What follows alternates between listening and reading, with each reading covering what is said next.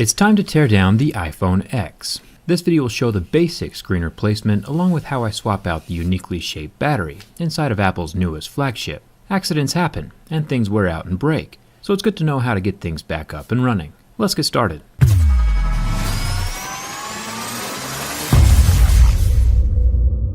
Getting into this phone is pretty similar to the iPhone 7 and iPhone 8, but it does get a bit easier once you are inside. The same familiar two pentalobe screws are at the bottom of the phone. I'll have a little toolkit linked in the video description for you, along with all the parts needed to complete these replacements. After getting these two screws out, I like to warm up the screen a little by softening the IP67 water-resistant adhesive under the iPhone X display. I'll use a suction cup and a pry tool to lift up on the glass a little and get my metal pry tool between the plastic edge of the screen and the metal edge of the frame.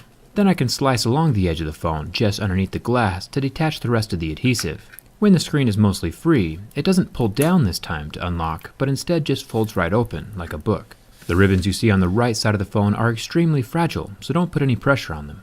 Apple did simplify the process with only one metal bracket this time, which is nice of them. Still using the same Y000 screws as previous iPhones, I'll remove the 5 screws holding that metal plate down and then keep them organized off to the side because they definitely need to go back in the same hole they came out of. It was also nice of Apple to put all the connectors in one solitary row for us here in the center. The connectors we care about during this video are first the battery connector, making sure to use a plastic pry tool when lifting this off as to not short out the battery. Then we can detach the two screen ribbons, one at the bottom right and the other at the bottom left side of the connector row. And the last guy is for the earpiece and microphone. This also detaches like a little Lego from the motherboard. And here is the screen. Quite a bit simpler design now that we don't have the fingerprint scanner at the bottom. These OLED displays are definitely going to be more expensive than the LCD iPhone screens of the past, just because the part itself costs a lot more. I'll have the current pricing in the description like always. It does fluctuate with time, and will get cheaper as the phone gets older. The new screens will probably not come with the earpiece attached, so there are 3 more screws we need to transfer over.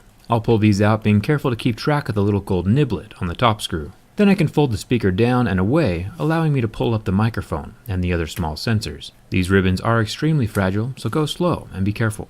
Now that I have the speaker out, it really does depend on how the new screens ship, but you might also need to transfer over some of the clear plastics, but that's not too big of a deal.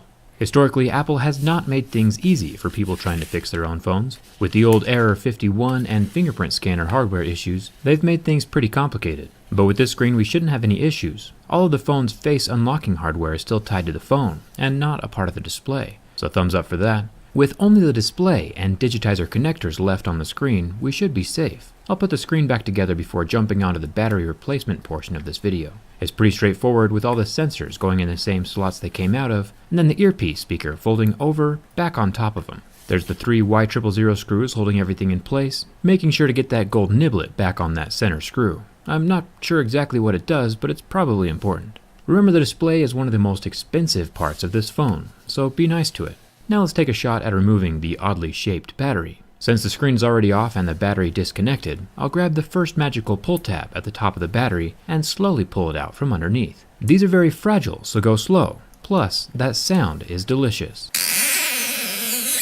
At the bottom of the battery, there are 3 more stubby pull tabs. These are hard to get at, but if you have a pair of wide-tip tweezers, that would be ideal. With my needle tips, I'll just grab the edge and then pull it out as best I can with my fingers.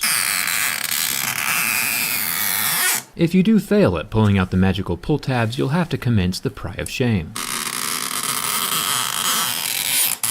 Another trick that might help out is to grab the tweezers and twist the pull tab around the tip of the tweezers to get a better grip.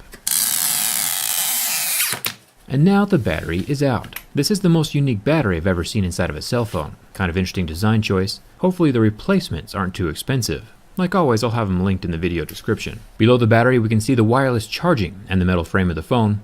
If you're replacing your own battery, you'll want to use some double-sided tape to keep things from jiggling around. Personally, I'm going to be opening this phone up more in the future, so I'm skipping my adhesive for now. With the battery in place and the 3 ribbons coming from the screen all reattached to that center connector bridge, I can finally plug in the battery. It goes in last, just to be safe. I'll test the phone out before adding that metal plate just to make sure everything is working. If there are lines going through your display or it's gray or nothing shows up, it might just be a bad connection. Reseat those little Lego connectors and try again.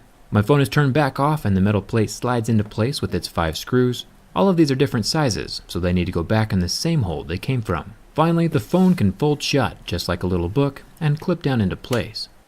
And everything is still working. I'll toss the bottom 2 pentalobe screws back in and it's ready to go.